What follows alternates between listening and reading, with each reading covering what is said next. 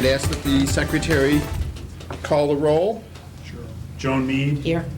Ed Torian is going to be absent. Robert King. Here. Peter Bezade is here. Diane Cervello is going to be absent. Carla Morano. Here. Paul Swenson. Here. Mary Cronin is going to be absent. And Mary Comstock. Here. Okay. And waive the minutes. Peter, do you want to go over the minutes from last meeting? Do you have them? I do. You were able to open them? I sent them. Excellent. It Usually works. At our last meeting on March the 10th, 2008, we had a discussion. We unanimously accepted the minutes from the meeting held on February the 25th. The commission heard and accepted input from the public. Several people spoke. Joe Yersh spoke. Lynn Waller spoke. We received and acknowledged a letter from Jametta Smaha. The commission also heard a lengthy discussion from Dennis Alpern regarding the capital budget process and the capital needs of the city of Danbury. We interspersed our discussion with him with comments and also a discussion with David Santelier, who's the finance director of the city of Danbury. The commission engaged in a discussion with its counsel, Eric Gottschalk, who distributed, among other things, the City of West Haven charter, and there were some questions regarding the parking authority and certain special acts of the state legislature empowering the parking authority. Finally, the commission discussed and voted on the following. Unanimously voted to add a discussion of the special acts and parking authority to the night's agenda, and we did not vote on a motion by Mr. King to raise the annual amount of the bonding permitted without a referendum to $5 million. There was no further business, and we adjourned at about 9:20 p.m. Those are my minutes of that meeting. Okay. Any corrections or additions?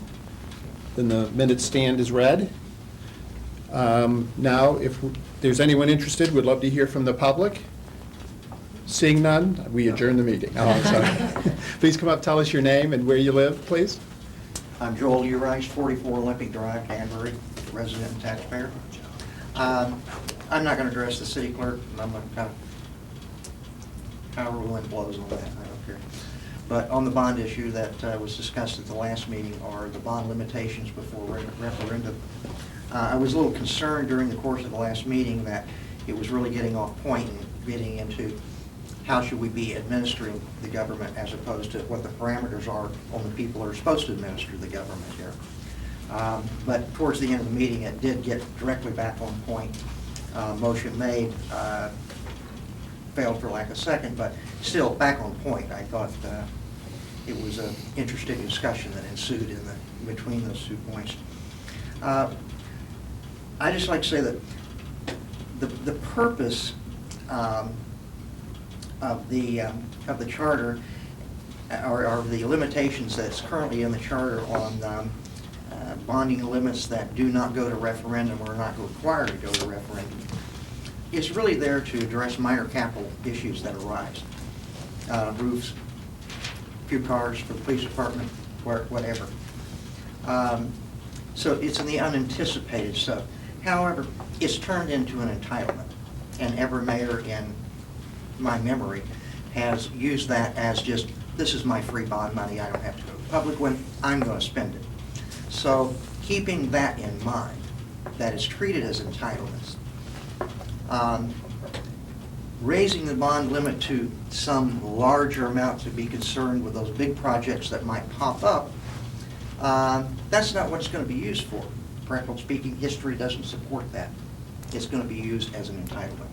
So thinking that it's really for the smaller, unusual projects, the things that are not huge commitments to the taxpayer community, I would say you need to keep a good lid on that amount that doesn't go to referendum. Now, the mayor has requested $2 million.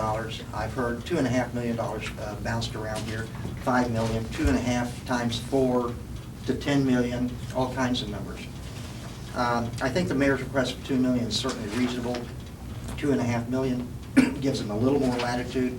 But if we get much more than that, it gives whoever is in the corner office, with the cooperation of the supermajority on the council, a lot of latitude to spend money on things that doesn't get as much scrutiny as perhaps they should, considering this is a long-term commitment to the taxpayers.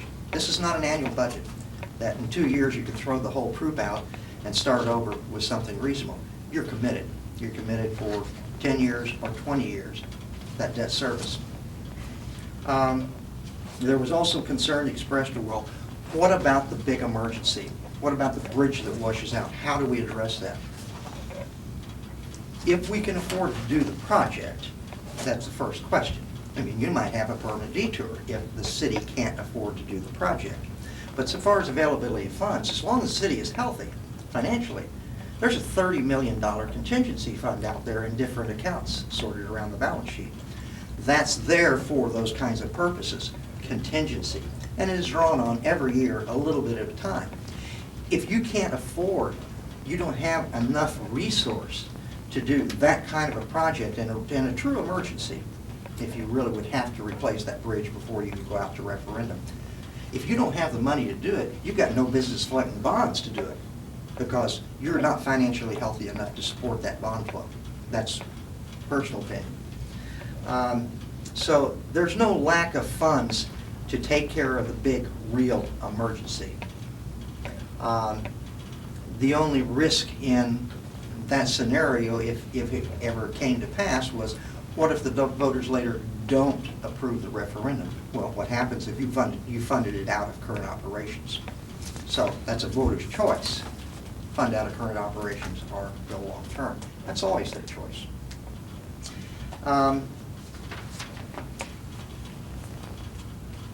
Let's see.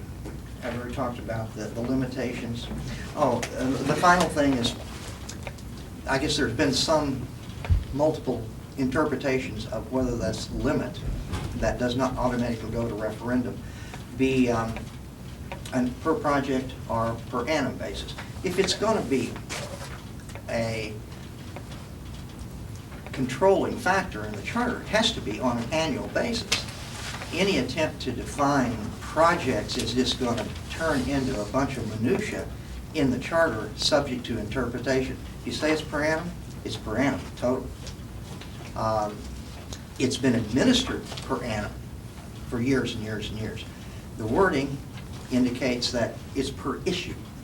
I think that's the actual word, debt issue or something similar. I don't have the charter in front of me. And I think the intent of the last charter renewal, when that word got in, was probably per annum. It's been administered that, it's been understood as that, but we need to clearly define that is the limit we place on an administration to spend non-referendum debt, long-term debt, on behalf of the taxpayers.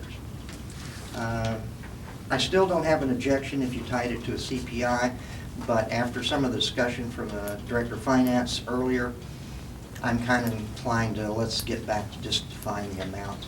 Enough latitude to recognize the current and a little bit in the future on how much we need. But I think $2.5 million per annum is more than adequate for any mayor to administer this government without going to referendum. The worst argument I heard the whole night in the last meeting about raising the limit high was that it gives the mayor an opportunity to do things for the city, fix things that might not be politically popular, and he would be afraid to take them to referendum. Well, my goodness gracious, all the more reason to take it to referendum. The taxpayers are the people that pay the bill. We elect officials to administer our tax money and run the government. You don't want to give anyone a free hand. And so, again, back to $2.5 million on a total annual basis, I think is super. Okay. Thank you. Just a point of clarification, Joel, if I may. Your last statement about you had heard that the concern was that the mayor wouldn't go out and perform some of these projects because of fear of going to the public for That was a comment was made in some of the discussion. I'd have to go back to my notes to say who specifically made it. I could do that if you would. I think I heard that differently, just from my perspective. What I thought I heard was that was the factor that was causing a backlog of the capital projects. That, you know, because that inhibited some of these actions, that it wasn't happening because of that. Not that the mayors wanted a higher dollar amount in order to avoid going to a referendum. No, I haven't heard that was not what I was trying to say. I thought I agree, the way you and I think this is a matter of semantics, that projects don't get done and they stay undone because popularity, don't want to go to the people with this particular project. But that was tied into the discussion of expanding the amount of non-referendum bonds so some of those projects could be done. That was the way I interpreted the net of that conversation. Okay. Maybe I misinterpreted it. Good. Thank you. I do want to take a second. I was remiss. I should have told you at the beginning of the meeting that Jean Natali is not available to be here tonight, so we will not be having the discussion with her around the idea of the city clerk's office. You're still free to comment on that if you would like, but if you were here specifically for that, she's not available tonight. We will get it scheduled. There will be notice, and we will do that. Okay, anybody else like to speak? Lynn, you can sit there. It's fine if you'd like. Okay. But nobody knows who you are, so please tell us your name. My name is Lynn Waller. Where do you live, 83 Lynn? Highland Avenue in Danbury. And the In Their Opinion Show. I also wanted to ask you to limit how often the city is allowed to borrow money. I'm really concerned whether it's 500,000 or 2 million, if it's going to be per project. Projects can add up, and as you see, there's a whole list of them, and it really concerns me. We could get into debt quickly if we don't limit how often.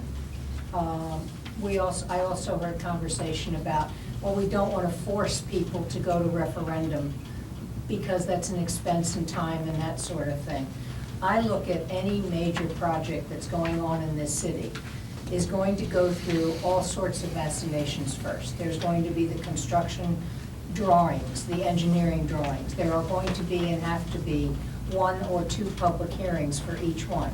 During that period of time, you could be drawing up referendum papers to go to referendum because democracy costs money. I would rather vote, whether I vote yes or no, on an issue and at least know it went to the public, we had our chance to speak, and if you take that away from the automatic referendum or put it into a petition for money, I think that's completely wrong and it takes it out of the taxpayers' hands. I also, a lot of what I heard last week, I left here cross-eyed. I didn't understand what was going on. It was very confusing. I am concerned if you try to label or push this with per capita, per annum, per whatever, the average taxpayer who is going to be upset with something in the future, coming in to read that charter, and I have my own copy because I've been reading it since '91, isn't going to understand what you're talking about. Try to keep it in layman's terms so that we all understand what's going on out here. You financial folks understand what you're talking about, but I'll tell you the average Joe doesn't. Thank you. Thank you. Any questions or comments from commissioners? So anybody else from the public, please? Margaret Mitchell, 2 Park Place, Danbury, Connecticut. Although I'm only a taxpayer, I'm not a legal resident, but that's where I'm staying while I'm here. I'd say ditto on everything they said, but I'd also like to thank you. Talking about the bonding or talking about the capital budgeting, or I don't know where we're supposed to discuss that, but I think the capital budget system is broken in Danbury, and it isn't the kind of wording that you're trying to put in the charter, because I don't think it will go past the voters if you change it too drastically. But at the same time, I'd like to see the city do some strategic planning and a lot more of capital planning. The planning department reviewed the capital improvements budget, but then the planning board itself was expected to review that in half an hour. I don't know how far in advance they had copies of that. I've been following that since '89 because of the East Ditch flooding, and been getting a copy of the capital improvements projects over that time frame. And if something is a, I don't want to use the word sexy, but if something is an issue that catches the voters' imagination, it appears to get into the capital plan rapidly. If it's dull, boring, and routine, like some of these brooks and the East Ditch have flooded forever, that's why it's called Swamp Field, then it just sits there. You can be in the capital budget for 20 years and never move forward. Just move back every couple years and move out of there. So if the mayor were to appoint an advisory board on strategic planning to help Dennis Elprin, he's very qualified, but he's only one person. If the job of the treasurer was slightly changed, it says in the current charter that the treasurer shall be the agent and treasurer of the Capital Improvements Fund. Frankly, I don't know exactly how that works or if it works at all in the public interest, but I do think we need financial planning, and otherwise, you can rubber stamp checks nowadays if we trust our controller, which I have no reason not to do. I mean, we still have our treasurer come in and sign all the checks, and he's supposed to make sure that there's purchase orders and so on and so forth. And to the best of my knowledge, they do that. I know Tom Green, because I'm a Green, he's a Green. He always came in here, he'd come here every day and go into the comptroller's office and look at things. I don't know what Mr. Dowdy's doing. But maybe when you readjust that job, maybe that's a way to have some more capital improvements, budgeting, and strategic planning. Because as wonderful a planner as Mr. Elprin is, he doesn't get to plan, he only reacts usually. And his staff only reacts usually, and I don't really feel that they truly plan and chart the future of the city. The other hot potato I wanted to go to was the city clerk. I have stood in outside for long periods of time praying that someone would come to get me the documents from the city clerk's office. The city clerk is paid 40-something thousand a year. I don't know whether they don't have to meet office hours like the paid professional staff or the civil service, because they aren't covered by that, so they can choose their own hours as long as they get the job done. And according to the current charter, she's responsible for publication of notices of hearings and public ordinances as may be necessary. Well, if she's only in charge of that, and she isn't the true stenographer and minute taker of this common council, then I don't know if she needs to be paid $48,000 a year. And as more and more things are put online, so that people that are computer literate can get them off the internet, this is not personal. This is just, I've been through numerous city clerks in my life, and for me, it was a nice thing that if I called before I came and made sure somebody was in the office, I could get a paper copy, because I am so dyslexic that getting it off the internet is just, I wouldn't even find any of the problems that Mr. Urice says there are, because I just type it in dyslexically and never see anything. But if we're going to move into the modern era, then I think you should look at readjusting both the treasurer's office and the city clerk's office. Thank you very much. Thank you. Questions or comments, anybody? Anybody else from the public that would like to address us?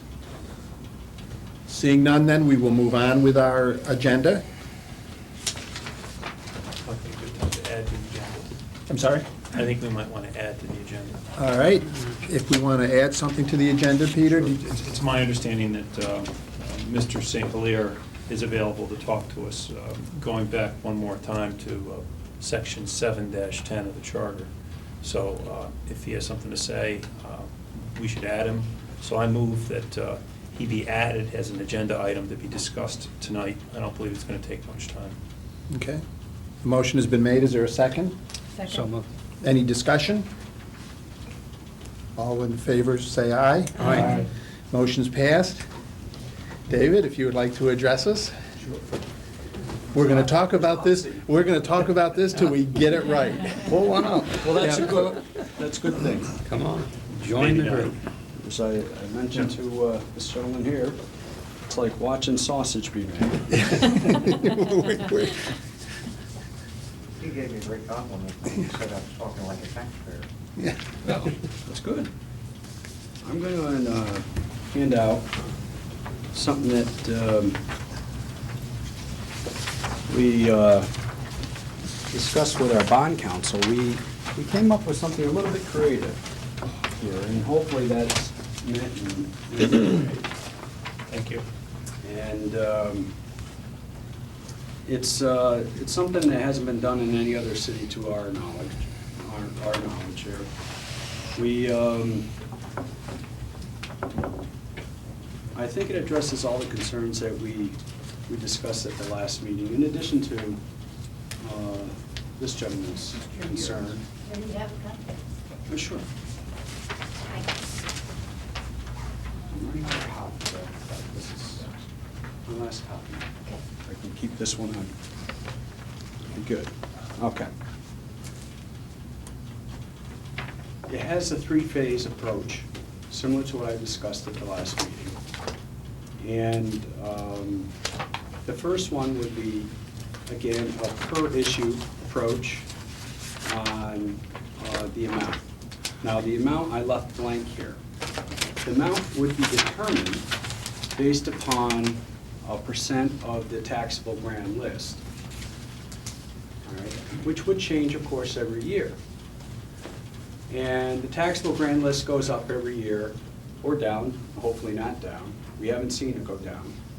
But it does change a sizable amount every 5 years when there's a reval. Okay? Now,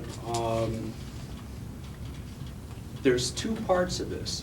There's the per issue amount, and then there's a maximum amount per year before a mandatory referendum is triggered. Okay? Now, the mandatory referendum, and I left those amounts blank because that's what I wanted to discuss with, in addition to the other items, but I figure I'll leave those blank for now, and I do have some proposals that I'll discuss with you in a second. But the concept is that on a per issue basis, up to a certain amount that would be a percentage of the grand list, taxable grand list, would be basically without referendum.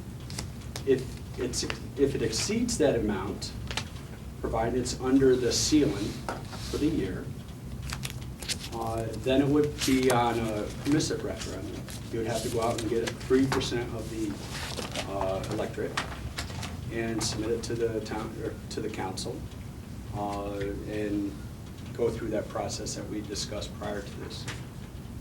And if collectively, throughout the course of the year, we exceed another percent, which is above the total amount for the year, then it's a mandatory referendum, even if it's a $500,000 bond. Then we would have to go for referendum. Now, the concept that we talked about before, you know, I think this deals with that. You know, we can't go out with all these small issues and have out-of-control debt. All right? There is public review, and, you know, there's accountability, there's control, and it allows flexibility. It actually forces us to plan much further ahead in the during the budgetary process. Because the last thing we want to do is put ourselves in a position where, if we are in fact at this time of year, something comes up, we don't want to put ourselves in a position where, if we need $1 million, that we're going to have to go out for a referendum for $500,000 for, let's say, a bridge. So hopefully we're doing our budgetary, the stuff that we're very much aware of early on in the process, maybe even a year in advance, that we can prepare for those properly, like we should be doing now. And truly, the only things that should throw us over the limit are those surprises, or those emergency items. I'm not gonna say surprises, because I'm really, let's stick with emergency items. All right, those are the things that really should be the triggers that throw us over the limit. Now, the limit, as I said, is gonna be based upon the grand list. The grand list does change every year. And because we're talking about a fraction, a small fraction of the grand list, it's not gonna go up very much. And pass this here.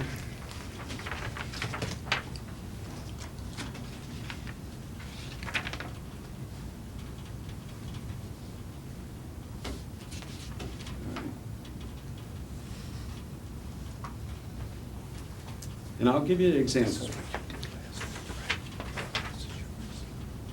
If we were to use .0020,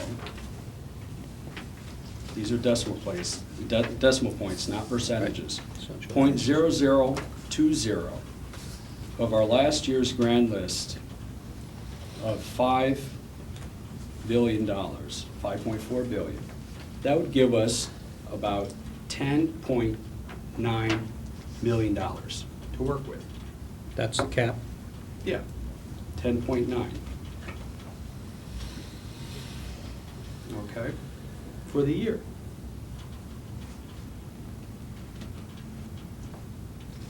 Is that the budget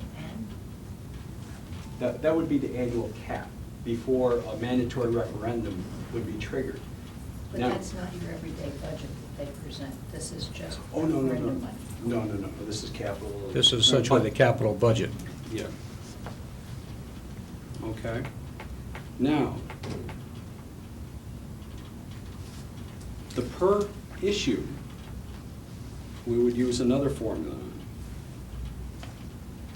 And that would be, or could be, I should say, you could say 0.25 of that,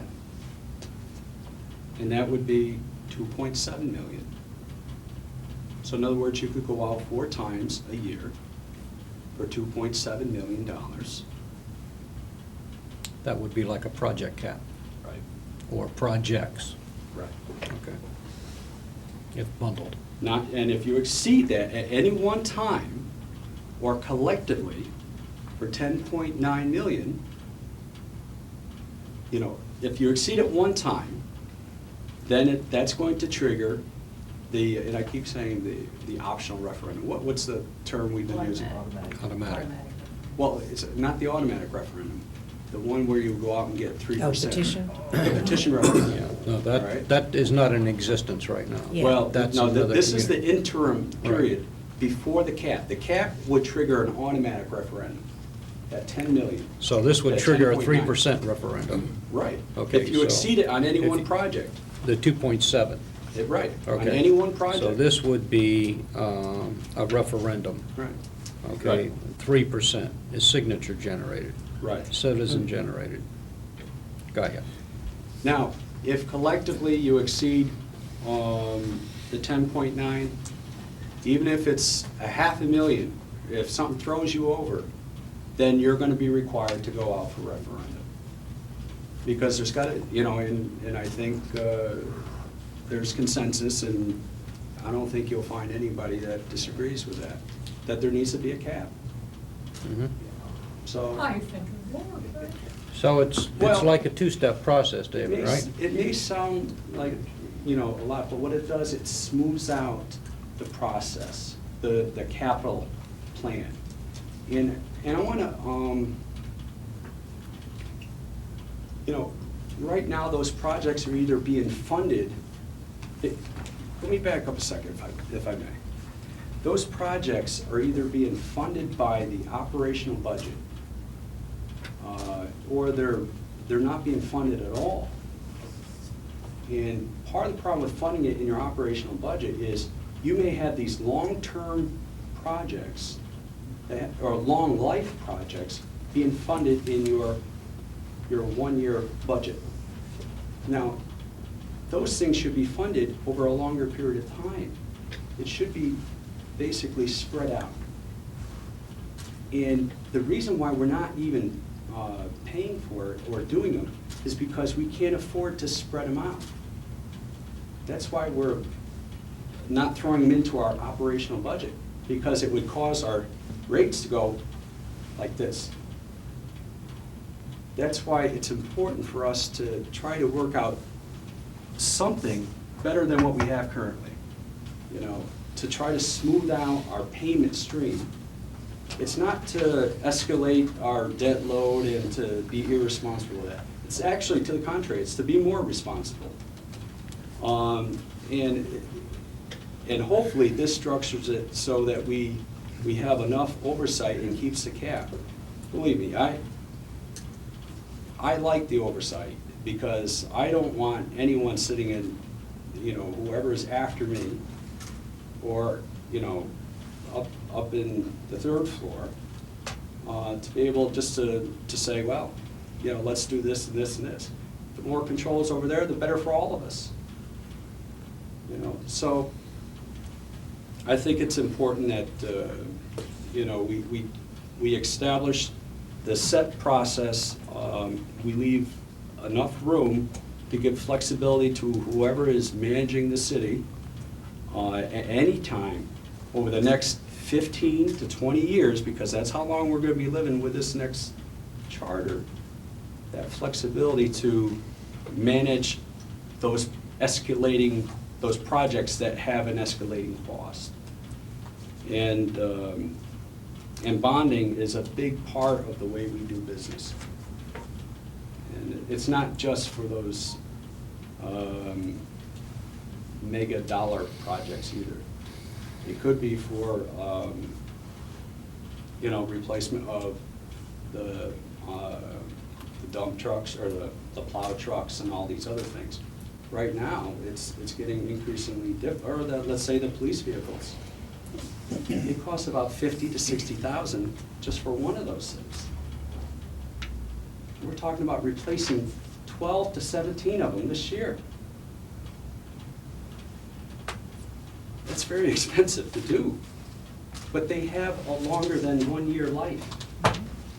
So if we do it right, we should be able to, and I hate to use the term bond, but use some other funding mechanism, which means a longer term than your annual budget. And that's what we're trying to do. David, if I Yeah. can just, you know, deal with the concept and not the numbers for a moment, which can be a little frightening. If we look at just at the concept, what I'm hearing is we could take a look at it on a project basis, Mhm. and if a project exceeds that amount, it could go to referendum. You're suggesting it goes to a 3% referendum on a signature basis, Right. as opposed to an automatic referendum. Yep. That's something perhaps that we could deal with. Yep. The other thing is that I like about it is I like the principle of having a cap. Today, where there are no caps. Right. And in reality, if I'm reading the charter correctly, the mayor, with the approval of the common council, can write up to $500,000 projects every Right. month if you want. Right, exactly. He can put $20 million in a year, and he doesn't have to go to referendum, In theory, right? as long as he keeps it below the $500,000. I doubt So it. I like the idea of the cap. The grand list is an interesting point. Whatever the percentage we decide to use, that would define what the cap is. So you could very well, you know, reduce the cap if that is an issue and a concern among people. I like the project idea. Now, the other thing that I'm wondering, how this affects our overall indebtedness, and how does that play to the bonding folks?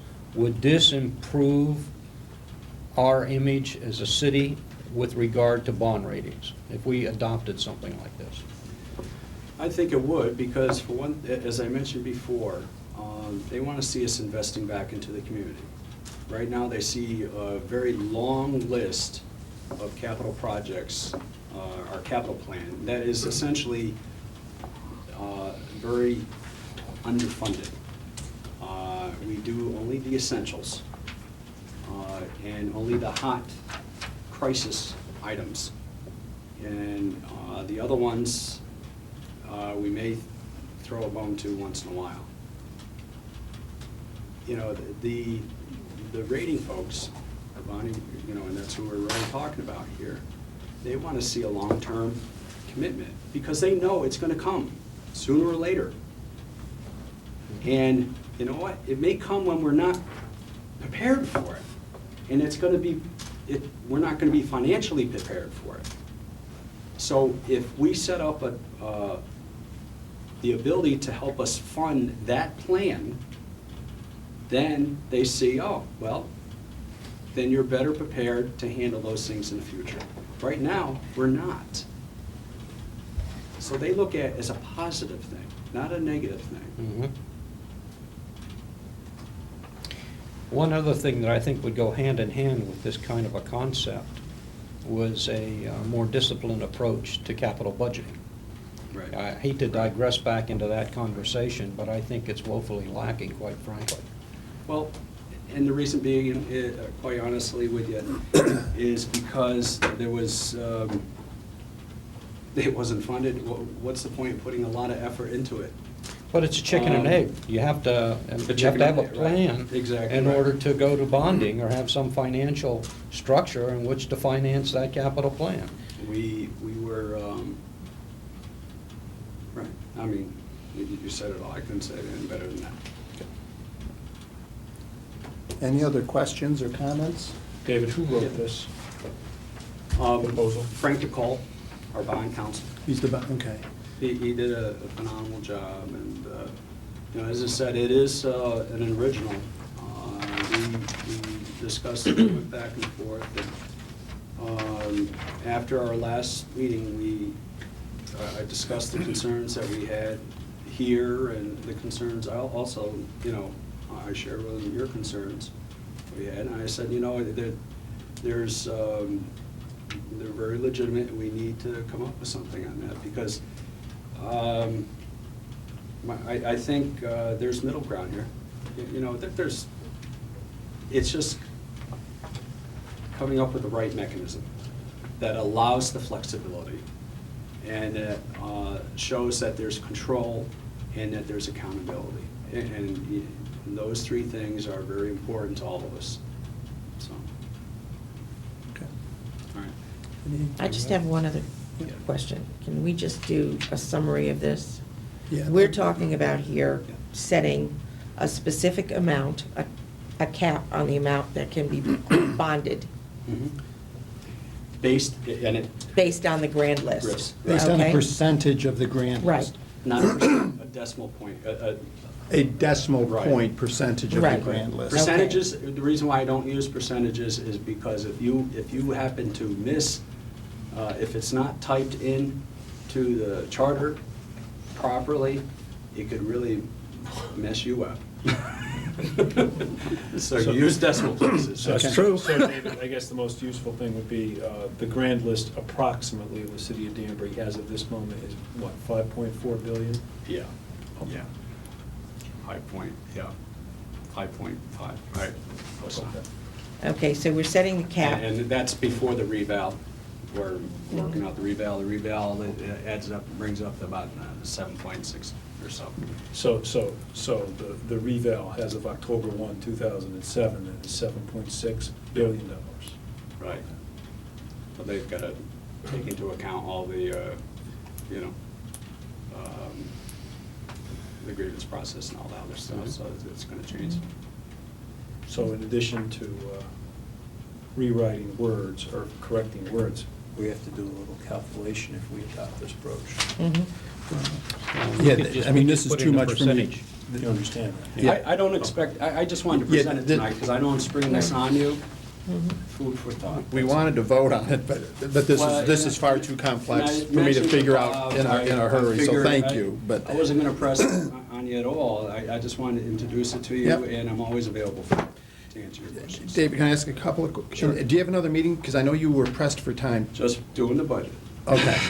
So, Just the budget. So then- Away from, keep him away from. Can I finish my question Yes, now? Joan, I'm Okay, sorry. so we're setting the cap, and then what we're also doing is setting a mini cap on each issue for A bonding. cap per issue and an annual cap. Okay, so if the cap per issue Is exceeded. is exceeding what the total cap is, that's an automatic referendum thing you're talking about. If the cap per issue is exceeded, then Right, it triggers the. the 3%, The 3%. the petition. The petition, Okay. right. And then if we go over the cap for the whole year, That's you the know, we automatic. have a couple of, then that's the automatic. Okay. Mm-hmm. The 3%, though, is people have to go out and get signatures to go to Right. referendum. Right. So in effect, people have to work Because they're to stop petitioning it. that project is essentially what's Right. happening. Okay. You know, they're saying, hey, you know. In the balance of power, it's a bad phrase, that makes it easier for the city to go out there because now people have to get involved to stop. If you decided you were doing a bunch of police cars and a couple of fire trucks and got over the 2.7, now someone's got to stand up and go get, how many? 3% instead of 15. Okay, which is what, 4,500 signatures? Are we thinking there's like 3% 15,000 is- electors? It's about 30,000. So it's nine, I don't know what that number is.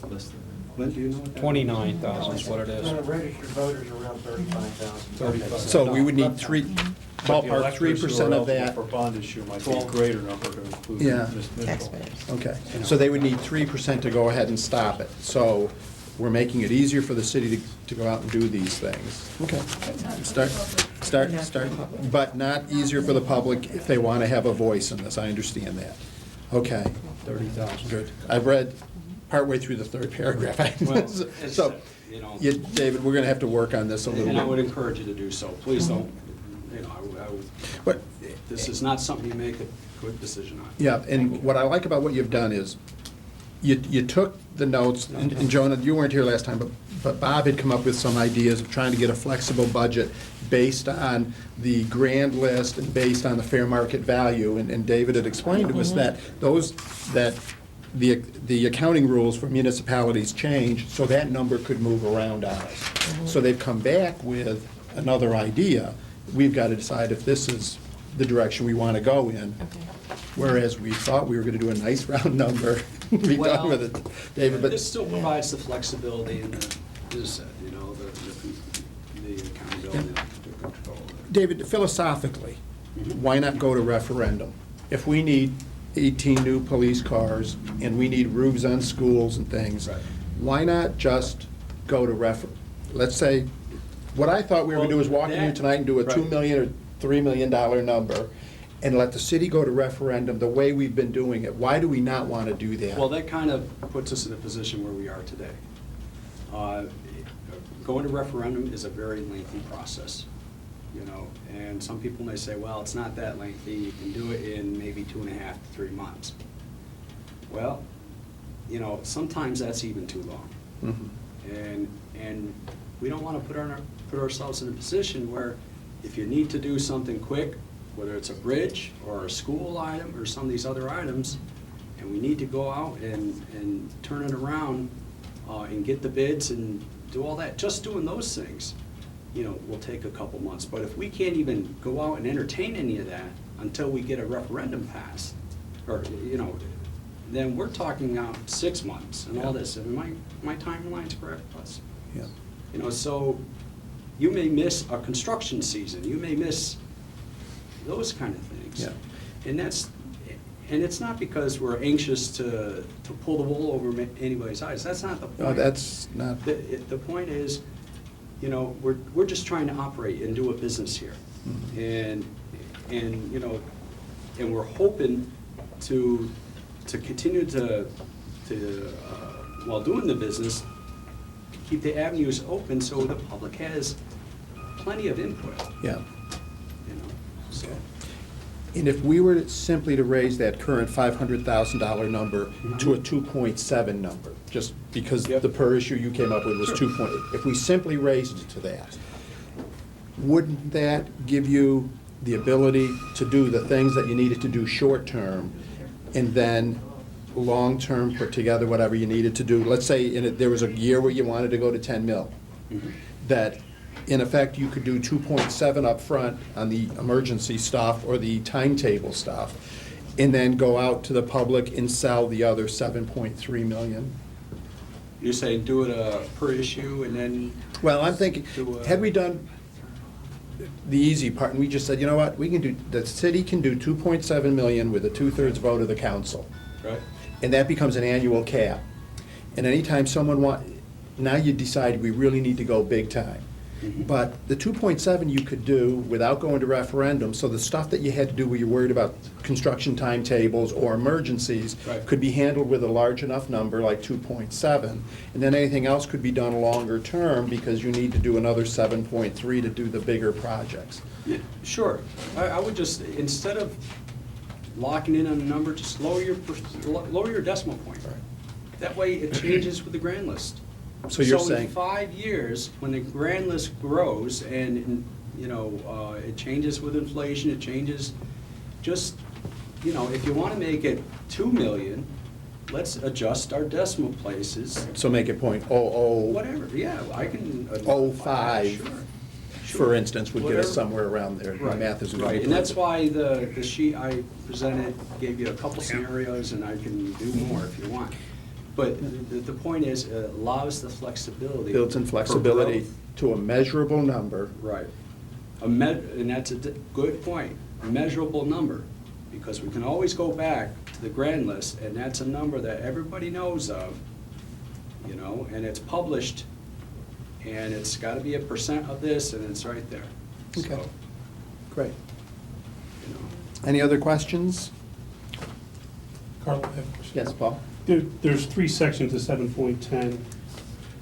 I'm understanding that A through D in your proposal only rewrites A and leaves B and C alone to be, Yeah, let me refresh my memory on the B and C part.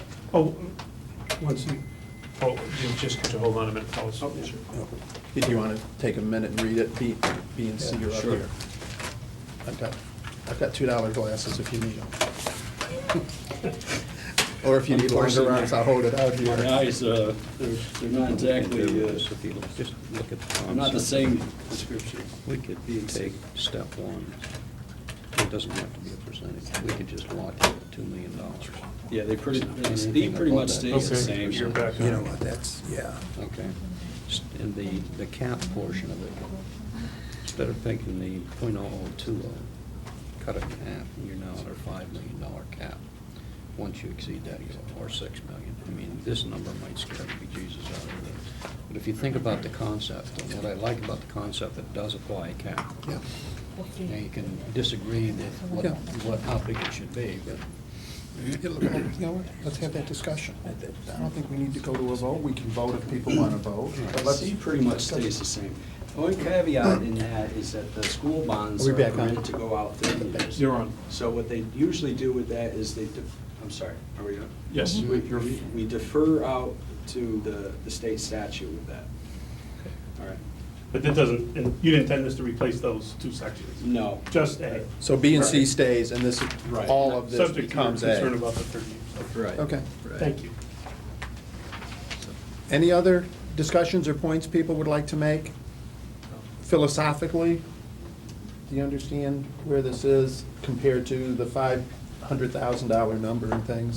Well, philosophically, if you want to have a discussion about it, I'd love to, but I don't know if we require Mr. Yeah. Sandelier's presence. There's no other questions for David then?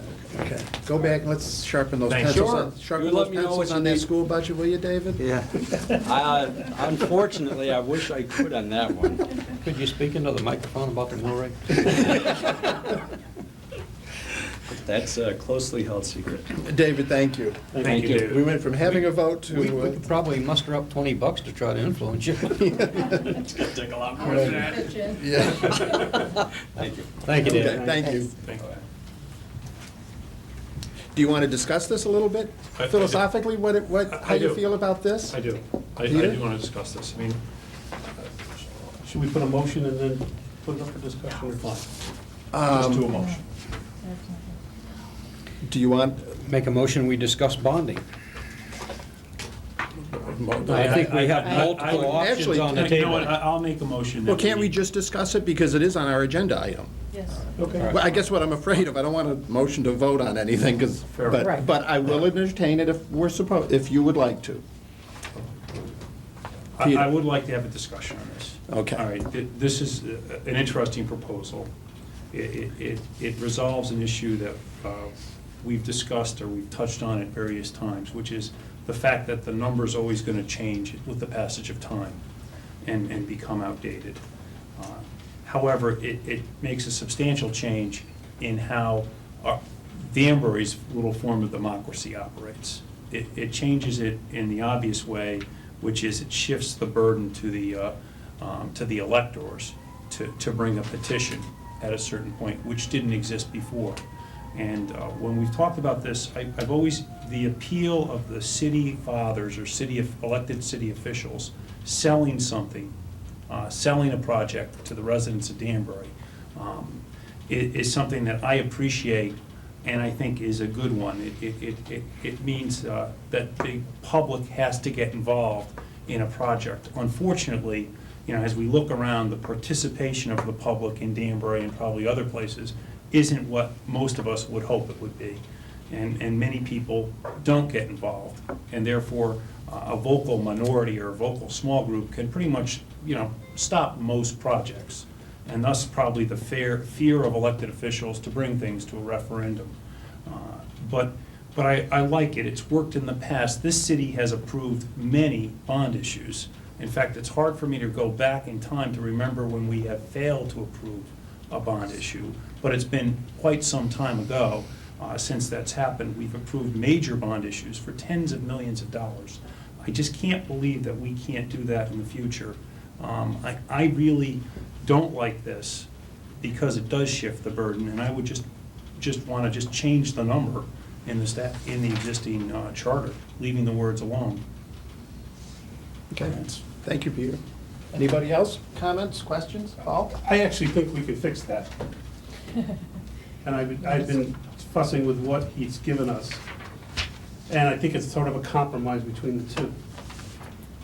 I would propose you go to section B, and after the word, and take out the petition, if within 30 days. And from there, you take the rest of that whole paragraph out, so that it'll read as follows. Whenever the common council votes to authorize bonds or notes in excess of, we gotta come up with either a fixed number or a percentage. To meet the cost, blah, blah, blah, full faith, such authorization shall be subject to the approval by a majority vote of the city electors voting thereon, period. So if it's gonna be in excess, then it goes just the way it does now to a referendum. So what you're saying is you would put in some percentage. So it's a per project referendum. So that if the project costs, let's just say we pick $2 million. If the project is more than $2 million, it doesn't go to referendum so that they attack it, or the voters have to. It goes to them for approval. So the city is in the position of selling the project to the people who are gonna be paying the freight. It's their money, they should. And so I would take out the rest of the petition piece because it's not needed. It automatically goes to a referendum in excess of a certain either fixed number or percentage number. Now, but this also, though, had two numbers. One was a per project, and one Right. was an annual cap. Would Well, then you go- I think he understands that. He's just taking that whole part out. It just took out this whole section here. So you're saying we're not doing the per project piece at all? No, we do the per project piece up here. Yes. Okay. And then, in any given year, if it goes beyond, so let's say we have $2 million up here. Okay. So you have, the mayor then could propose 5 $2 million projects in any given year. He doesn't have to go get a referendum because it's not more than that. We then in C, fix a number, I'll pick 10 million just for round figures. If he exceeds in any given year, the cumulative amount of $10 million, it automatically goes to a referendum. Anything over that goes. to Anything referendum. over, Okay, so just to be clear then, you guys are saying you're comfortable giving the mayor and the council authority to go to 10 million without going to referendum? no, the Well, number is, The Okay, numbers so- don't mean anything. Okay, so the nu- all right, I'm talking about the okay. concept. All right, good. I'm talking about the concept. No, you didn't say that. Okay. Did I I'm miss sorry, you? I'm sorry, no, I understand. If I misunderstood you guys, I do not want you to get stoned in the parking lot on the way home. So I just look at it as a- I withdraw my comment. So what you're saying is a per, I don't think Paul and I are on the same page. a per project and then a cap, numbers to be determined. With automatic referendum, not with electors having to go out to get signatures for referendum. So at least we know. Against it, right. Okay, good. Any other questions? Joan, would you like to be misquoted by the chairman? Well, you know. Mary's what- smart enough not to say anything, so. My question to start with was, I really wanted to get clarification on how he was talking about setting this whole thing up. So what Paul is now saying is, he wants like $2 million per project, okay? If it goes over that amount per project, then it goes to referendum. Automatically. Yeah. Correct, Okay. automatic. But you're allowing this to happen several times up to a maximum. So you're saying that the mayor and the council can go out and spend up to $10 million as long as it was broken up into Cumulatively. smaller bites. Right. Yeah, theoretically, that's, okay. Right, if it's under 2 million, he can write up to 10 million without going to referendum. Anything in excess of 10 million, he would have to go to referendum. You know what, Bob, when you say he can write up, he still has to, With the council. go through the The council. common council, he has to follow the And a process. really bad project can be stopped right there by a Right. different type of referendum, much harder for the public to do. Right. I don't know what those numbers are. Right. I think that's a totally separate discussion as to what the per project Right. is. And what the whether, cap- and whether they're fixed or a percentage. So we know Well- that these words need to be changed dramatically. Now, now, do you want to have a discussion on numbers, or? Well, I think I'd like to just continue with the concept for a minute, because I think one important difference than where we're at today is this concept of a cap, because under the current charter, there is no cap. The only cap Except that by exists is the state statute, which is $947 million of in total indebtedness. Setting a cap, provides the flexibility, whether the number is right or not of $10 million, I'm not even gonna debate that right now, but I like that idea, Paul, of having this cap. He can go up, write issues up to, with the approval of the Common Council, up to $2 million without going to automatic referendum, or the cum effect of all capital budgets up to 10 million. Once it gets to 10 million, if I use that number, then that would trigger anything over that 10 million in any particular year. He has to go to referendum, even if it's $100,000. So Yeah. it's a two-step process. That's right. And that, I think, provides the flexibility portion of it. I think it's, better than what we have now, because literally, there is no cap.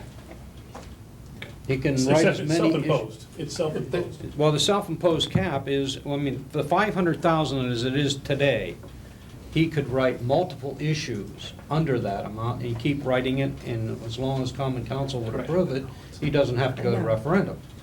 But they don't do that at this point. No, but they could. It It's is informal. It is currently Right. not the I don't practice. see any limiting language. Right. Okay. If we change the 500,000 in the current charter to just change that to $2 million, then we have the same situation.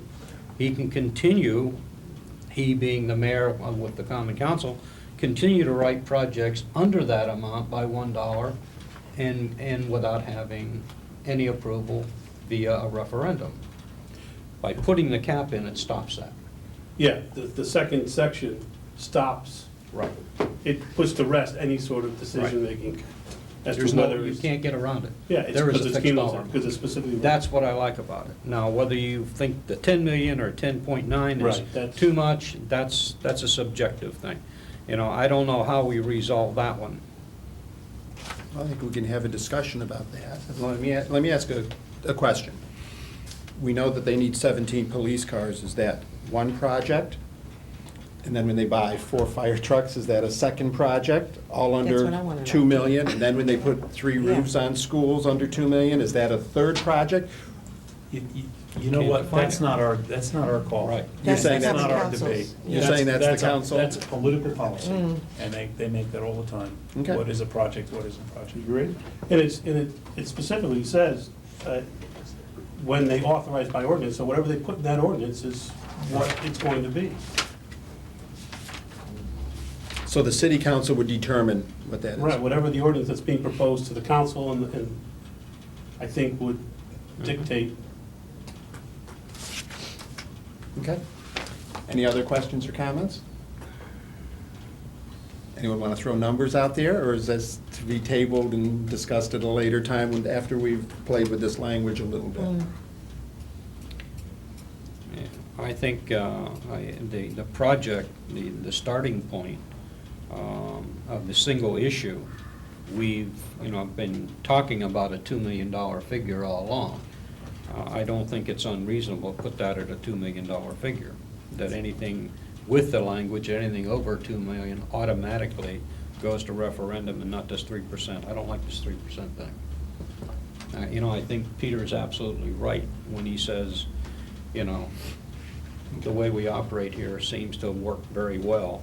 We've raised the bar from the 500,000 to the 2 million, which certainly addresses, the inflation factors and everything here. So I think that might be a workable number. So generally speaking, we like the automatic referendum as opposed to people having to petition for referendum. Right. I think that's an easier transition with this kind of a concept. What do the commissioners think about a percentage of the last grand list versus a fixed number? I would rather see a percentage than a fixed number. In both cases, both the cumulative cap and the Mhm. project cap?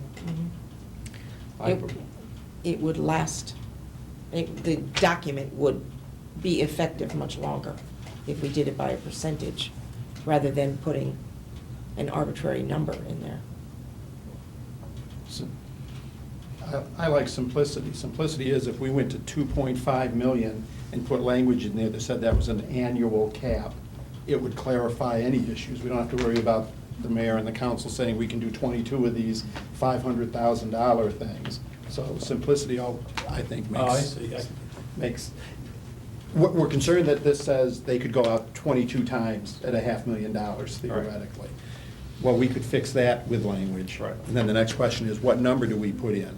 If we put in a number, say 2.5 million, I understand 20 years from now, someone's gonna be sitting here doing this The same again, thing saying all over 2.5 was again. nice once, but, okay. Mhm.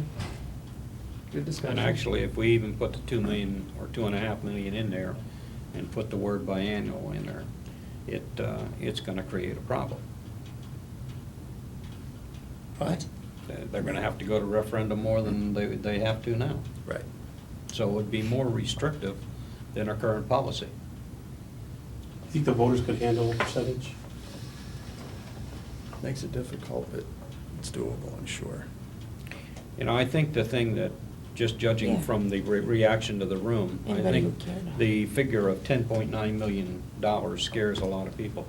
And I think that could. I don't know why Peter said that. Well, that's understandable. But it's not to say that they're gonna write bonds every year for $10.9 million either. Okay. There's that much to Any other discussion? Oh, only clarification. You're suggesting we do away with the cap and just do a per issue thing, right? Or are you saying? Oh, no, You want a $2.5 million cap, And anything above that. period? That would be the simplest thing, and in effect, all we're doing is updating the $500,000 number to, say, 2.5 million. And leave everything else alone, just No, update then I that would number. put in language that does say that that's an annual. Annual cap. $2 million. So that now everyone's clear that anything above that, the city's got to sell the project, and then it would be automatic referendum.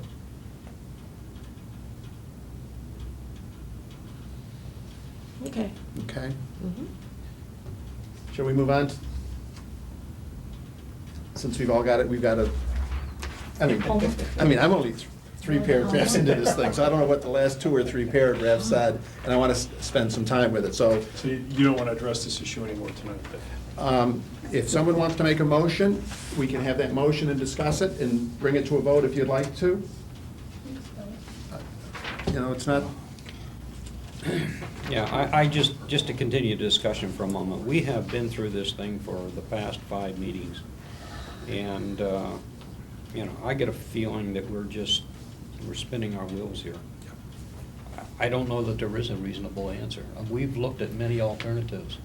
Diane has gone in and done research on other communities and what they've done. In some ways, they're more progressive than us. Other ways, we're leading. Other manners, we're leading the way. We've looked at different kind of processes to build in flexibility, but have control and have accountability. We discussed the proposal that I brought up last week. There was problems with that. I think this proposal, I like the idea of a cap. I like the idea of the flexibility. I will admit I'm anxious about the dollar amount, but we can solve that just by reducing the percentage. We can make, instead of 10 million, we cut the percentage in half and it's 5 million, That's not unreasonable. We've always played around with this $2 million figure that has been kicked out. I don't know how much more information we can digest on this. I'm feeling a little bit of a frustration, I guess. I like Peter's input. I like the automatic referendum. I don't think it's right that we send people out with signature pads trying to get signatures of people from the supermarket. That's not the way we operate in this community. So, how do you feel about what they've said, Joe? Do you like it or dislike it? I'm not positive. I think we are winding up complicating something even more than what it was. The language in this is very confusing. I would like to see it simplified. I still think I would rather see a percentage rather than a flat number. I don't know about the cap. That I haven't really thought about that. This is the first I've looked at this here, so I just... If I can take a moment to clarify the cap, Yeah. I'm just not sure. I think the concern is, and the Director of Finance brought this up at our first meeting, he is concerned that just simply putting a dollar amount in and leaving on a per-issue basis, that it does leave the door open, that maybe not this administration, but some future administration could have used the bonding process and just keep things under that threshold of, say, whatever it is, $2 million, to throw out a number. And they could keep writing things, and there is nothing to stop them except the Common Council or, just the faith of not going to the public. I mean, technically. Whether they'll do it or something else. I think you'll agree, Peter, right? The language of the charter would allow them to do it. That's my belief, but there's never been a practice of it in the history of the town. I realize that. So before I go monkeying around with that language, I want to see if there's been a historical problem. I don't believe there has been with that. But technically, it can be done. Technically, under the language of the charter, yeah, Right. it can be done. Okay. Then the cap just eliminates that. It takes that away. Because after you exceed a certain dollar amount of bonding a year, then you must go to referendum. Whether you're under $2 million in projects or not. It's the cum effect of all of those. Once you go over, then you have to go to referendum for anything more. Or whatever the cap number is. Forget the $10 million. Could be $5 million. Could be whatever you want to make it. That's what the cap is. It's a safety belt, if you would. From whom? From any administration that wants to to get around the charter. But we've never had one. I mean, you know, Not yet. So is it a safety belt or is it a restriction? It's a restriction. It definitely is a restriction. So is it gonna is it gonna prevent something from happening that would otherwise happen and that might be good? Probably not, because I think that provides them more flexibility to raise funds than they have currently. Well, I'm ready to make a motion if you're ready to vote it down or vote it up. You. I will entertain a Go right motion.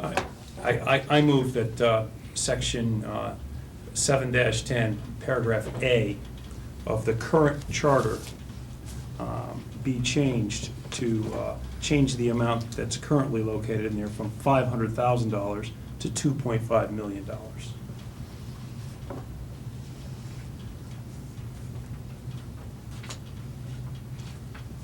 That is the entire motion at this? That's it. Okay, motion's been made that we change that number from 500,000 to 2.5 million. Is there a second? Second. Motion's been made and seconded that we raise that spending cap to $2.5 million. Discussion. Bob? I don't think we're going anywhere with this. I don't think we're doing anything any different than just raising a dollar amount. People can get around this, and we're giving them more flexibility to bring it in under $2.5 million with no stopgaps. So they can literally write, they got a blank check to write whatever they want, providing the Common Council approves it. I would find it difficult to vote for this, but. Any other discussion?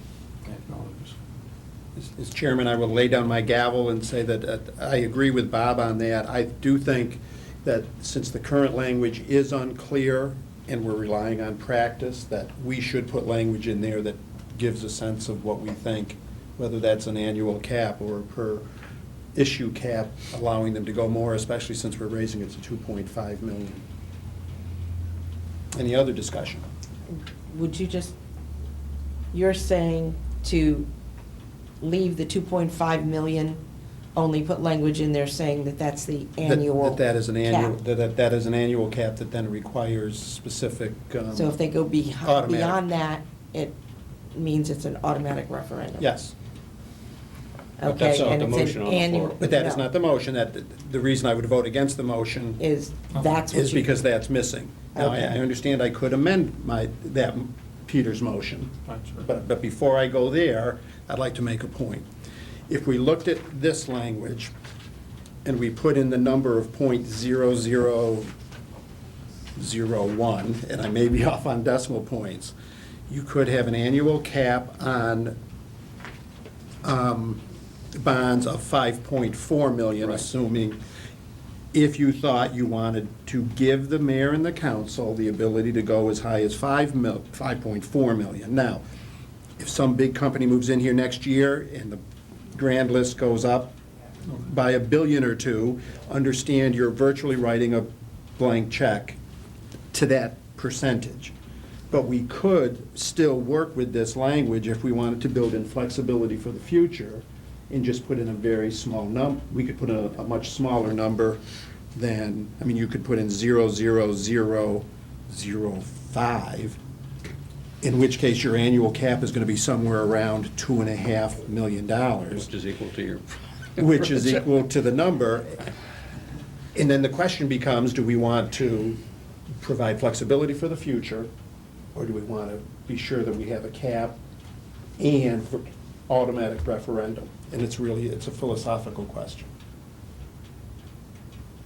Are we looking for flexibility? Because we've had great city government for years and years and years where people have not overspent. That may not always be the case. And the charter can allow, I mean, based on the original proposal, a $10 million annual cap, which would be without the electors approving it. So it's just a question I have is, and I'm not sure where I am on that, which is why I'm going to vote against probably. It's very clear. Good.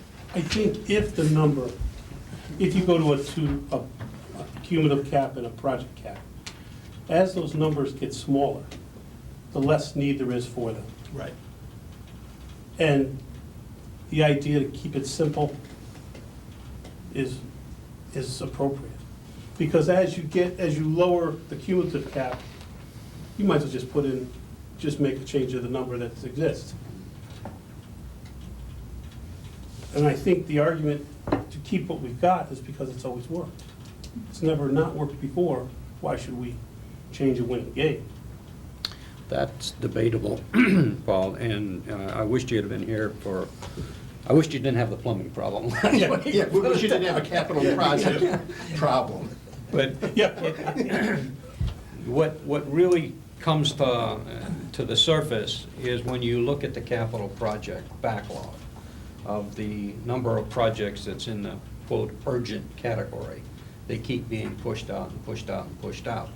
And one of the reasons, the input to us last week was the charter itself is a barrier to developing a better capital project process and moving these projects along. Those are not my words, those are Dennis Efron's words. And you know, that's why it goes hand in hand with the bonding and the capital project. I do believe that, while it's a separate topic, that's an area that I think the city needs to pay a lot more attention to. And I would encourage you, it was in the handout, if you have it, take a look at the capital project piece. I mean, it is disturbing. It really is disturbing. I view that as a management issue, not a charter issue, but the other question is, if we take out the 500,000 and put in a percentage, Of what? whatever number you want. And that way it's flexible, so as the grand list goes up.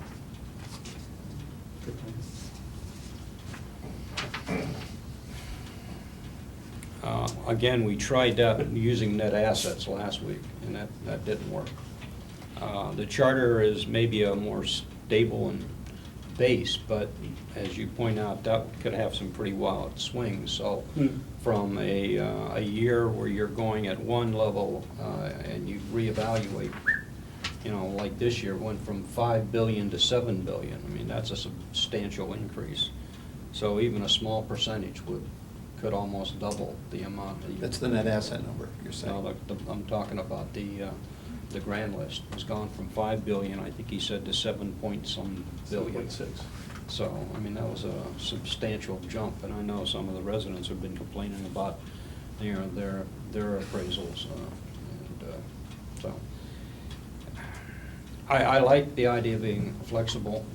I think the cap makes sense. Your point is well taken, that if you start lowering that cap, then you're defeating the purpose. I mean, the project or the issue, if you will, becomes, you know, only slightly different from the total cum cap. Yeah, and actually, it's more restrictive, the way I originally proposed it. I think the cap is more restrictive than we're currently operating on. Although, I will say, what Peter is correct, they have never abused the policy, but it's not saying they can't do it. Any other discussion? We've got a motion on the floor. We have a motion on the floor, and that motion is, make sure I've got it right, that we raise in paragraph A, the $500,000 number to $2.5 million. That's correct. Want to take a vote on it? I'll try your minds. All in favor, say aye. Aye. Opposed? No. No. Motion passes.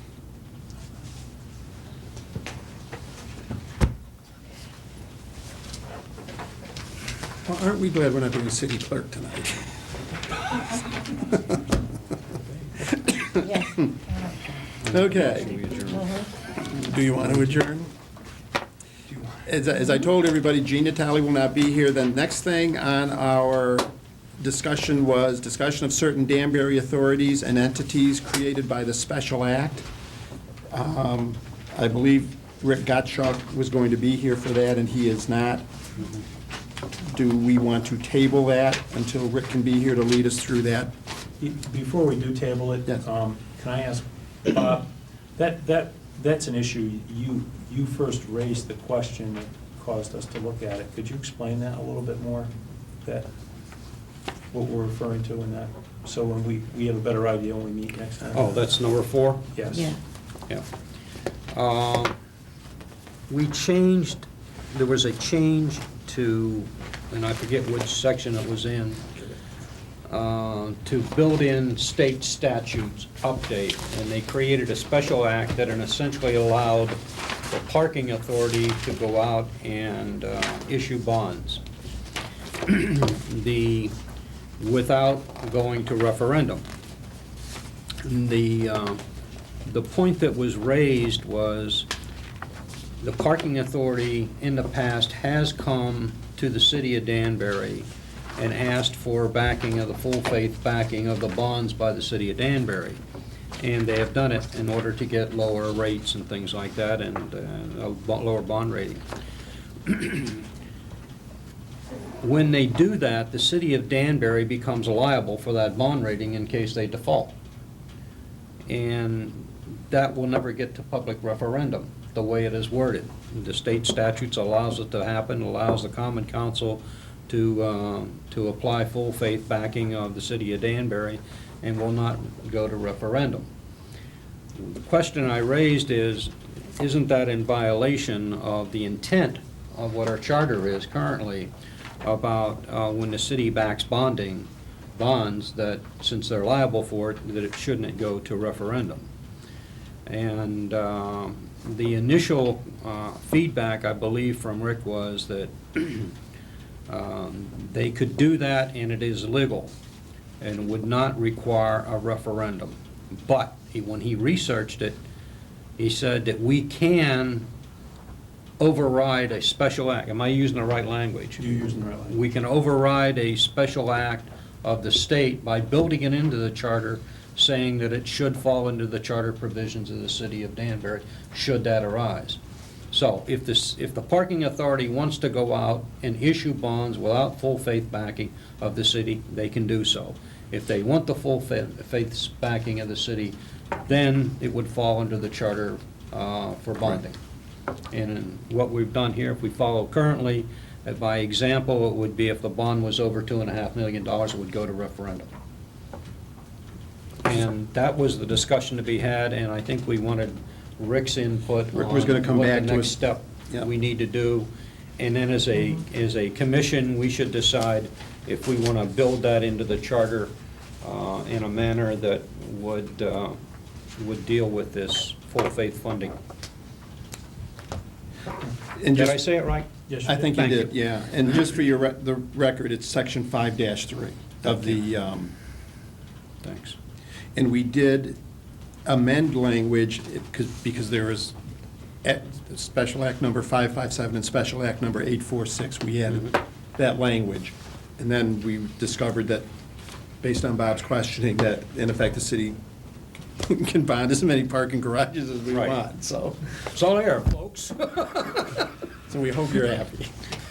Okay, so, do I need a motion to table that? I don't believe so. We're not gonna Okay, then- reach it. We'll Okay, put it then on we'll, the next agenda. any more discussion on that? No. Seeing none, we'll move on. Am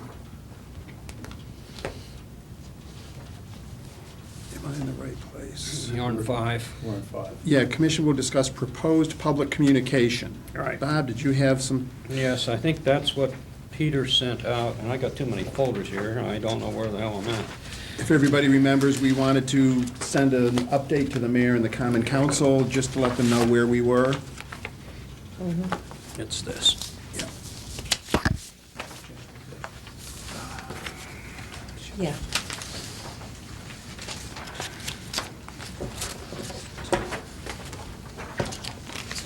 No wonder I couldn't find it. It's right in front of me. What we were supposed to do, right? It's this. Yep. You need it?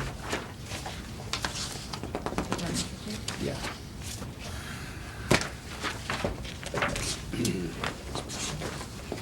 Just trying to make sure my systems work.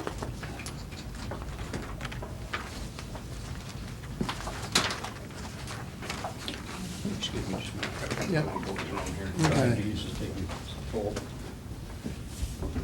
Okay, do you see the, did anyone have a chance to review this before the I meeting? did. Okay, any questions or comments regarding? I think it's a great idea. I think Bob did yeoman's work assembling this and actually carefully reviewing what we've done so far. Sometimes you don't feel you're accomplishing as much when you go from meeting to meeting, and I think we should adopt it, approve it, and disseminate it. Okay. Shall we update the bonding language since? I think it's fine the way it is. If he wants to, yeah, maybe we can change that and then just approve it as a communication that we wish to disseminate to Okay. the council, and I'll see if I can get it posted on the website. There's a copy. I have no, And all it is basically an update, Yeah. what we've done and where we're going. Yeah. Hand it to our technical person. Yeah. Okay. Really? May I entertain a motion from somebody that Sure. we? I move that we adopt Bob's progress report and disseminate it to the people that he recommends, which I think would be the council, the common council, various department chairmen within the city of Danbury, and see that it get posted on the city website. Okay. And do we want, as part of that motion, that we update the bonding language? That's fine. I think it should just go out as soon as possible. Okay, So then you know what, we'll get it out right away. Any more discussion? All in favor, say aye. Aye. We will instruct the vice chairman to get on with it then. Okay, number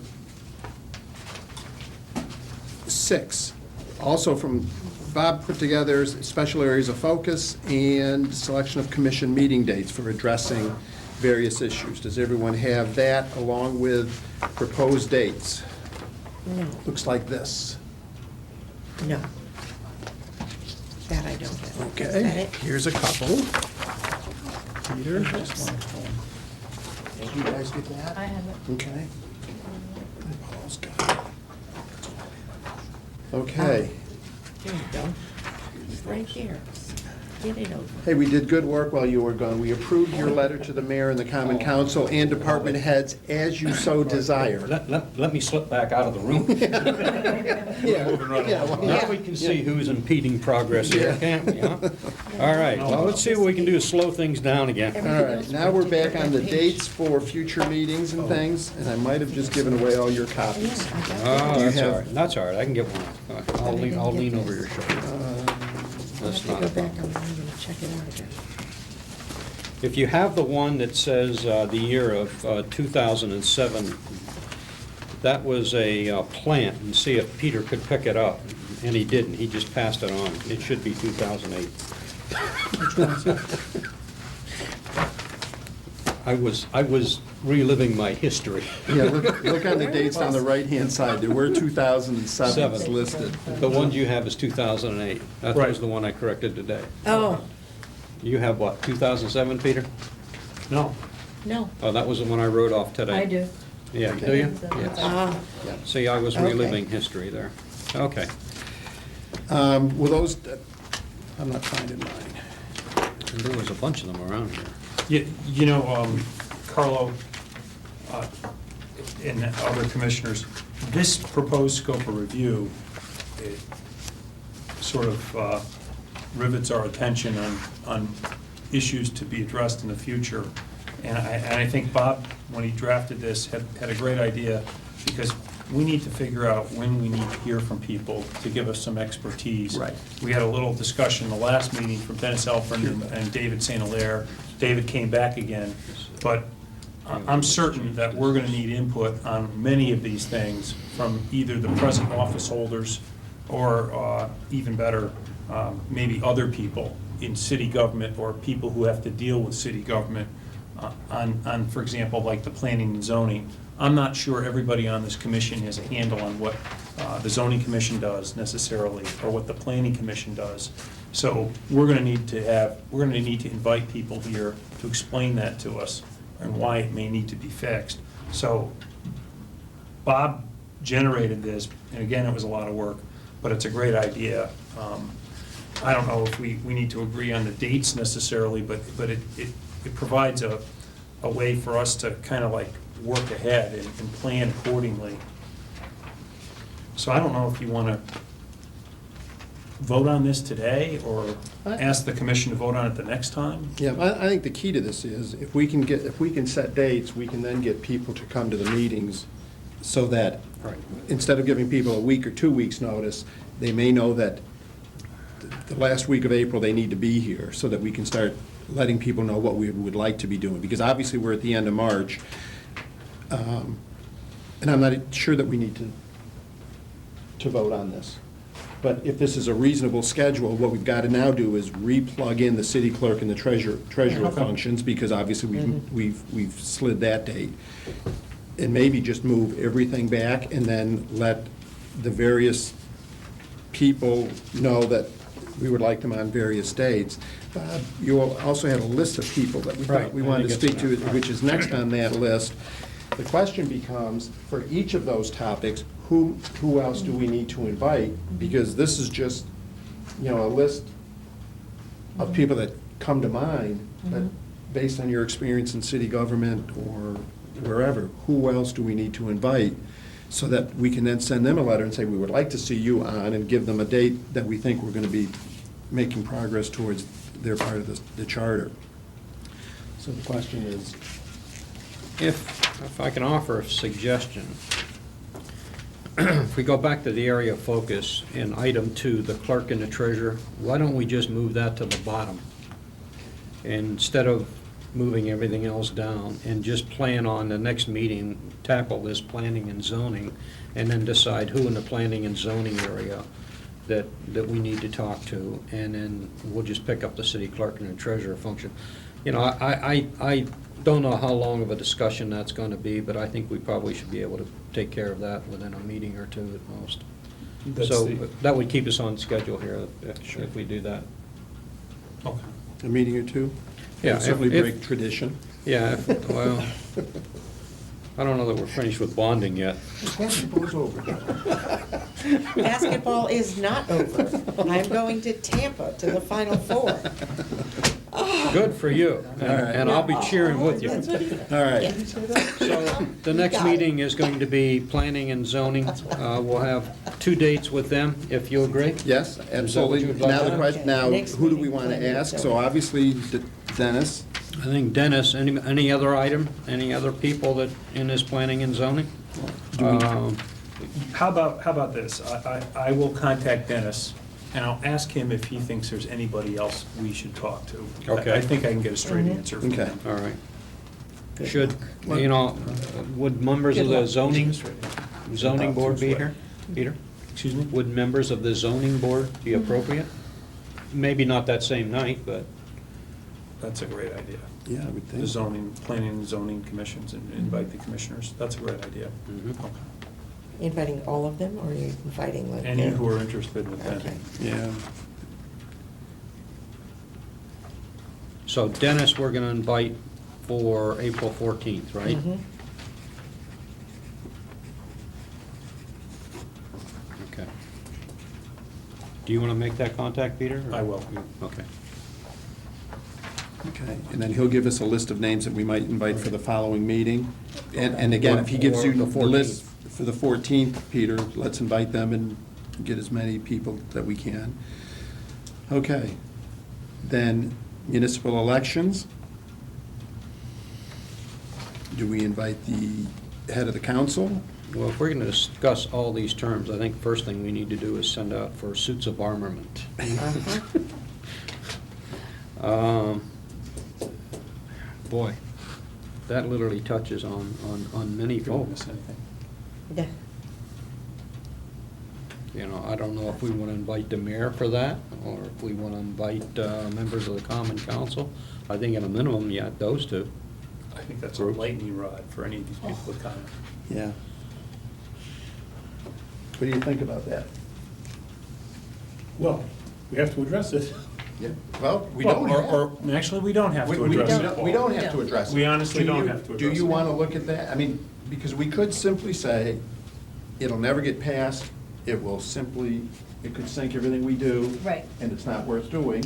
Or we could say, we ought to tell them what we really think. Yeah, I disagree with this, it might sink everything we do. It might sink that particular item, because Okay. they can, go Cherry through pick. and pick and choose. They can cherry pick what they want to do it. So if we feel a strong need. Hold on, Bob. That must mean we have to leave. No. Bob's making a good, these aren't as long as those small little tapes.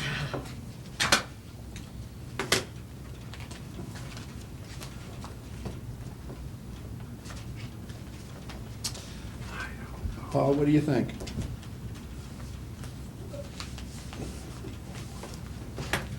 Don't say anything, Paul. It's 8:45, so let's try to wrap this up. Okay. Any comments, questions?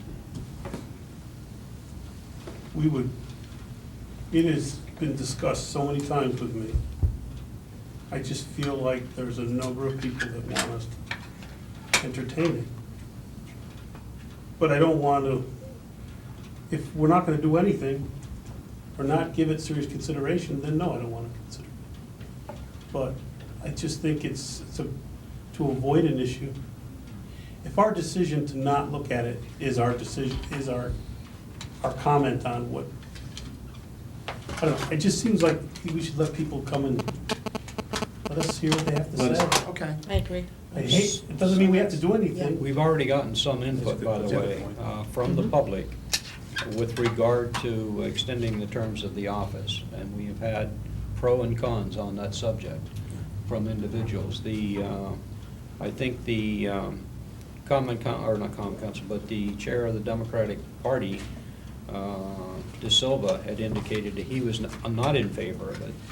But we had, I think, 2 or 3 private citizens who recommended that we look at it and were in favor of extending the terms of office of the mayor, and to look at other offices as well.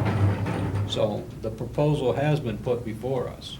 It's, it's up to us whether we choose to do it, to recognize it or not. But it's not going to be an easy task, but I think it's one that is worthwhile, worth the commission's attention. Anybody else? No, I think we should look at it. I'm ready for the debate on that, yeah. Mhm. Okay, then you know what? Definitely. Let's put it out there, let's post it, and hope that we get a lot of discussion. Do we want to invite the heads of the political parties and obviously elected officials? Do we want to do a special notification, or just have it there, and people that come and talk to us, and then we'll have our debate? Is that covered in our communication thing? I thought it was. Maybe what we ought to do is to make this page 2 of this consistent with what we're doing here, and put dates on here. We'll update this and add Right, it. this, on this. That's fine. Okay? Yep. And they will see when we're doing it. Okay. Okay. And well, how did we leave this? Is this going to be issued to the mayor and common council? or what? Yes. Yes. What about to the public? Yes. It was. It will be okay. posted. So we'll have covered all the bases. Perfect. How's that? Perfect. Okay. I'll just, literally pull page 2 of that and stick it on here. Okay. Okay? And then we'll do the organization review, and then we'll do charter section by section. Anything else on that we need to talk about? I just had one other question. If we're talking about municipal elections and offices and positions and stuff, where are we putting in this city clerk and treasurer functions thing? Because if we're also talking about changing those jobs, Or eliminated them. And the organization need- review is going to be long and extended, so the question That could is, fall in a number of elected positions, actually. Because those 2 positions are elected positions. well, then you'll never get through that in one meeting in May. right, No, so we need to do, it says begin. Okay. So shall we invite the city clerk to come to that meeting also? We've invited her twice. If she wishes to come, then I think. Well, I'd like to give her Same as every- more notice than we've given her, just, Right. yes, okay? Okay. Let's plug her in for and the treasurer. Yeah, let's plug them in for the 12th, and that'll be the start of our process, and that ought to get I some. mean, we can, it can fall in here, but you can still have her come up, as we have tried before. I think last time Jeannie wasn't feeling well, I don't. Right. Yep. And this just wasn't convenient. Mhm. Okay, so we have an idea of our calendar so that we can start communicating with people a little bit sooner. Next meeting, we will start with planning and zoning and hoping that Dennis and the zoning commissioners can come to that. Last thing on our agenda for tonight is review of Chapter 1 of the Charter. We keep pushing that off. Can we start that and spend 10 minutes on it? Since we're doing it, I would recommend to you that you have a piece of paper that looks like this from Diane, Okay. where she Yeah. compared all the charters. There were charters from cities of like size. And I did speak with her about it tonight, because she had some fairly strong opinions. If you look at the first page of our charter, it gives you the geographical limits of the city, which you will see several charters have nothing to do with. And what she liked was New Britain's, which says that the territorial limits and boundaries of the city comprise the same territory embraced within a description on a map entitled blah, blah, blah, on file with the engineer of the city. That sounds reasonable. Short and sweet. If indeed we want to go through and start shrinking this charter instead of, it goes on here, obviously, for about a page and a half. If I can start with one piece of this. Yes. The notion of a preamble is offered in a modern city charter model. And it's been discussed among a few folks. How do we feel about adopting a preamble to our charter? The preamble, in effect, could be, Peter, you had some ideas? Yes, I think we should have a preamble. I think we should have, the city of Danbury has a purpose. It has energy, it has a seal, a preamble. It would be appropriate. And it's an appropriate place to get input from our current elected officials as to the preamble. Okay. How do we go about doing that? Does everybody agree? What's the purpose of the preamble again? I just think it just states, it's just a preamble, the city, the people of the city of Danbury, in order to govern themselves, have, formed a city government, and we just would just state that, and this is our instrument of formation, this charter. So John Adams? Obviously stealing from the Constitution of the United States. You've Yes, been watching John Adams? I read the book. he's got HBO. Actually, I don't have HBO, and I Oh, didn't you read watch the that. book. Could John Adams wasn't a big player in the Constitution. I know, Paul, it was the Declaration of Independence for him. Would it be appropriate to incorporate the mission statement as part of the preamble? I think so. Yes. But I don't have a copy of it with me to read to everybody right now, of the mission statement. That's what I think it's I running do. across the screen Yes, it is. downstairs, yes. Yeah, it should be right there in the annual. Right. Yeah.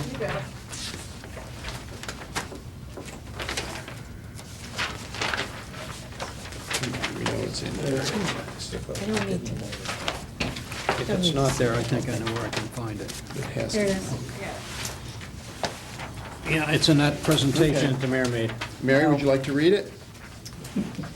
Our mission statement. The City of Danbury's mission is to ensure superior quality of life for its citizens by providing the most cost-effective municipal services while preserving the cultural, historical, and natural resources of the city. We are committed to working with citizens to enhance Danbury's position as a premier place to live, work, and raise a family in a traditional yet progressive community. Fine. Would That's you- what I'd like. You would Would like you- to adopt that? I would like to adopt Would that. you would make that the preamble to the charter? Yes, Okay, is that a motion? I'll move that become the preamble of the City of Danbury Charter. Motion's been made, a second. Second. Discussion. I think it's a great idea. I wish I'd have thought of it. You wish you'd thought of it. Any other discussion? I will try your minds. All in favor of adding the mission statement as a preamble to the city charter, vote by saying aye. Aye. Opposed? Motion passes. We now have a preamble. All right. Peter, do you want this? You read this? I have it somewhere. I just can't find it. So Peter is going to take care of the Somewhere details in with these Rick, papers. is that it? Oh, yeah. Yes. Okay. And, do we need section 1-1, incorporation? Yes.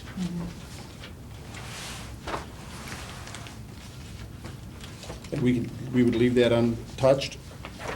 We do require that. Section 1-2 is the territorial limits of the city, where we're north 23 degrees, 45 minutes west. I make a motion that this section be eliminated from the charter and substituted with language that refers to a map on file within town clerk's office, Peter? I think Was it it town would be clerk? the town clerk's office. There is one on file in the town clerk, and I don't know if that's the official map. I think I need to verify that before we vote on that, just to, and I Okay. apologize Okay. for That's that. fair. No, that's fair. okay, we can run that by. Okay. I withdraw Rick. the motion. Okay, but we know where we're going with it. Right. Right. Okay, Okay. section 1-3, rights and obligations. I don't have a problem with that.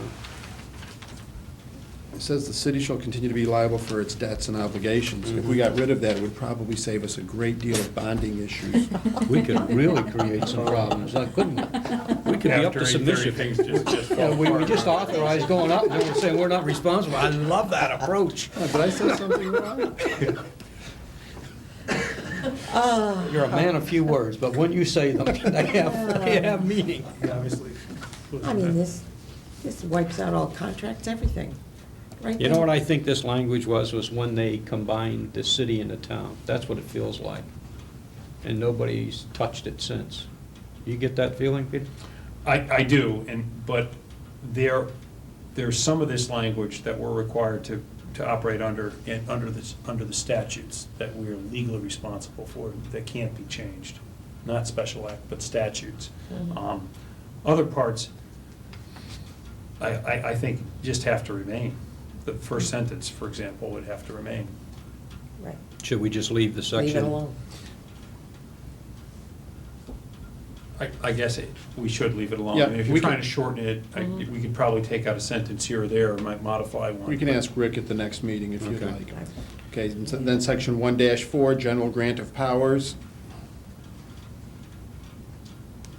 This is an important, in my opinion, this is an important section, because it basically says that any powers that are granted to us, we take under the statutes. Mhm. So this is okay, 1-4. Yes. Okay. 1-5, one of the things that struck me, and I don't know if it belongs in this section or not, but as I read through the, yeah, this is a proposed 1-5. Oh, Okay. Stick with me. okay. I'll get you I there. don't have that. How's the shortening Okay. process going? This is the new one. Again, I don't know if it's applicable to this section, but nowhere in the charter that I read that what form of government we have accepted to govern the city of Danbury. And We- so you're referring to whether we have a manager form of government or, Right. Oh, but it does say it there.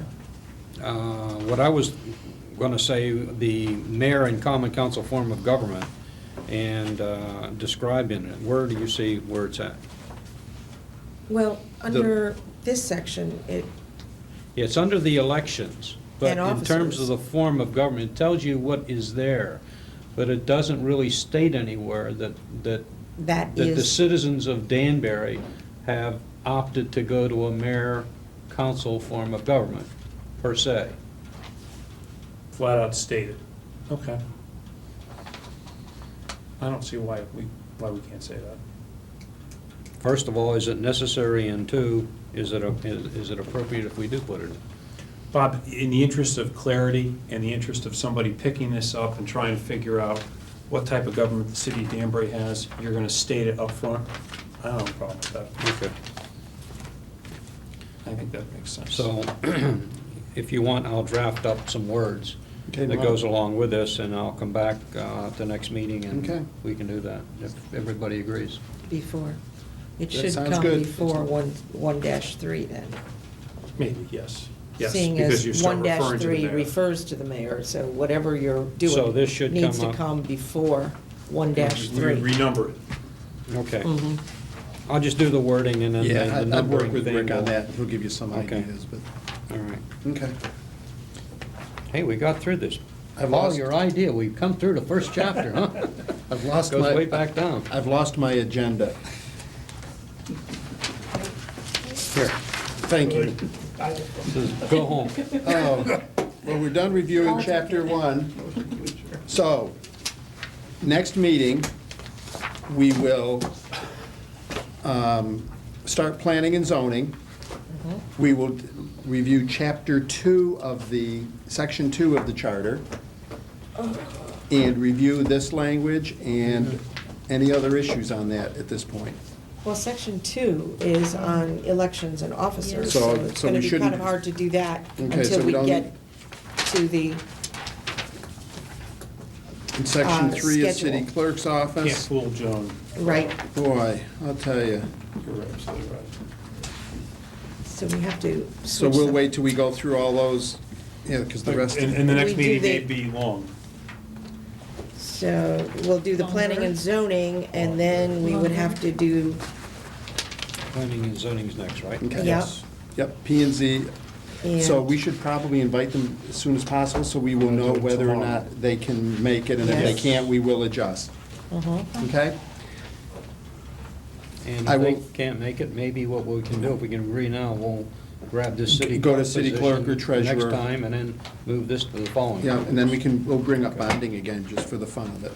Yeah, I think we need to reopen bonding. And I the will reason enter- You're being, unhappy with the vote. I will the entertain. reason being that 3 key people were not here tonight. No, so- we're not bringing up, we voted for. By the way, the rules for revoting is you had to be voting in the majority. Right. You would then have to make a motion to To rescind the reopen it. motion. Right, but it can be reopened by a person that voted for it, right? Yes, that is correct. My cousin, Three Finger Louis Gavone, is gonna stop by your house. I will entertain a He motion. can discuss a bonding with you. This is great, I can't wait to see the you made the emails. motion. Let's see, Robert King at danbury.ct.com. I will entertain a motion to adjourn. So moved. Second. And third. Discussion. I'm in.